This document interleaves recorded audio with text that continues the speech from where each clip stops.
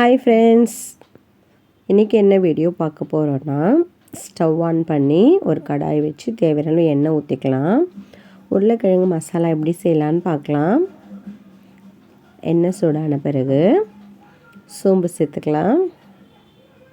ஒரு 3 பெரிய வெங்காயத்தை சின்ன சின்னதாக கட் பண்ணி சேர்த்துக்கலாம். வெங்காயம் நல்லா வதங்கட்டும். ஒரு 5 பல் பூண்டு தட்டி போட்டுக்கலாம்.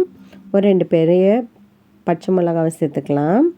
பூண்டு போடும்போது இந்த உருளைக்கிழங்கு மசாலா வந்து நல்லா வாசனையாக இருக்கும். கொஞ்சம் கருவேப்பிலை போட்டுக்கலாம். நல்லா வதங்கிடுச்சு.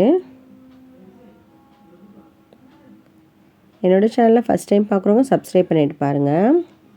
ஒரு ஸ்பூன் இஞ்சி பூண்டு பேஸ்ட் போட்டு நல்லா வதக்கி விட்டுக்கலாம். பச்சை வாசனை போகிற வரைக்கும் நல்லா வதக்கிக்கலாம்.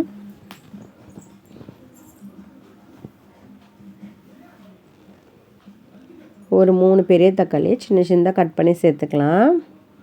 தக்காளி நல்லா வதங்கணும். அதுக்காக நம்ம கொஞ்சம் உப்பு சேர்த்தா சீக்கிரமாக நல்லா வதங்கிடும். இந்த உருளைக்கிழங்கு மசாலா வந்து அவ்வளோ டேஸ்ட்டாக இருக்கும்.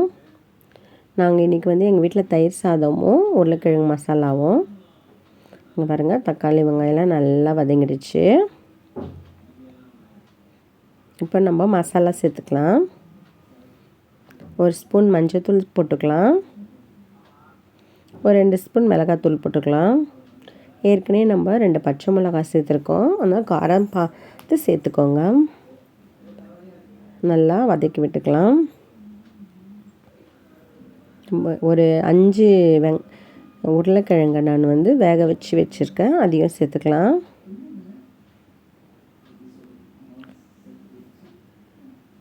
வீடியோ பார்க்குற ஃப்ரெண்ட்ஸ் ஒரு லைக் பண்ணிவிட்டு பாருங்கள். நல்லா கலந்து விட்டுக்கலாம். கொஞ்சம் உருளைக்கிழங்கு பெருசு பெருசாக கட் பண்ணியிருக்கேன். அதை நல்லா இந்த கரண்டியில் உடச்சி விட்டுக்கலாம்.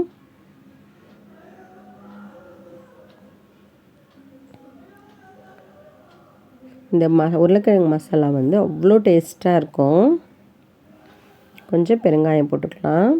நம்ம இந்த கிழங்கு வகைகள் காயில் செய்யும் போது வாழைக்காய், கருணக்கிழங்கு, சேப்பக்கிழங்கு, உருளைக்கிழங்கு இதெல்லாம் செய்யும்போது நம்ம பெருங்காயம் சேர்த்துக்கணும். உடம்புக்கு ரொம்ப நல்லது. கொஞ்சம் தண்ணி ஊற்றி இந்த மசாலா, அந்த தக்காளி, வெங்காயம் எல்லாத்தையும் நல்லா ஒன்றுபட நல்லா சேர்ந்து நல்லா கலந்து விட்டுக்கலாம். இன்னும் கொஞ்சம் தண்ணி ஊற்றி நல்லா கலந்துக்கலாம்.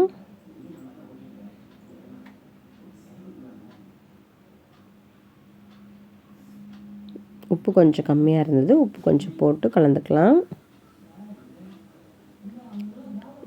இந்த கல்யாண வீட்டிலலாம் வந்து இந்து கல்யாண வீட்டிலலாம் வந்து மீல்ஸில் வைப்பாங்க அந்த உருளைக்கிழங்கு மசாலா. அதே டேஸ்ட்டில் இருக்கும். சூப்பராக இருக்கும். ஒரு தட்டு போட்டு ஒரு 5 நிமிஷம் மூடி எடுத்துட்டா அவ்வளோதான், சூப்பராக ரெடி ஆகிடுச்சு. சிம்பிளாக தான் இருக்கும், ஆனால் டேஸ்ட்டு செம்மையாக இருக்கும். இன்றைக்கி தயிர் சாதத்து கூட நாங்கள் சாப்பிட்டோம். அவ்வளோ டேஸ்ட்டாக இருந்தது. இந்த உருளைக்கிழங்கு மசாலா வந்து கிள்ளி போட்ட சாம்பார், ரசம், தயிர் சாதம் எல்லாத்துக்கும் சூப்பராக இருக்கும். அப்புறம் கொத்தமல்லி கொஞ்சம் நம்ம கட் பண்ணி போட்டுக்கலாம். நல்லா வாசனையாக இருக்கும். இந்த வீடியோ பிடிச்சிருந்தா என்னோடய சேனலை சப்ஸ்கிரைப் பண்ணுங்கள். இதே மாதிரி நீங்களும் செஞ்சு பார்த்துட்டு எப்படி இருக்குன்ட்டு கமெண்ட் பண்ணுங்கள். யாராச்சும் இந்த உருளைக்கிழங்கு மசாலா பிடிக்கும்னு கமெண்ட் பண்ணுங்கள். உங்கள் ஃப்ரெண்ட்ஸ் அண்ட் ஃபேமிலி ஷேர் பண்ணுங்கள். Thank you friends.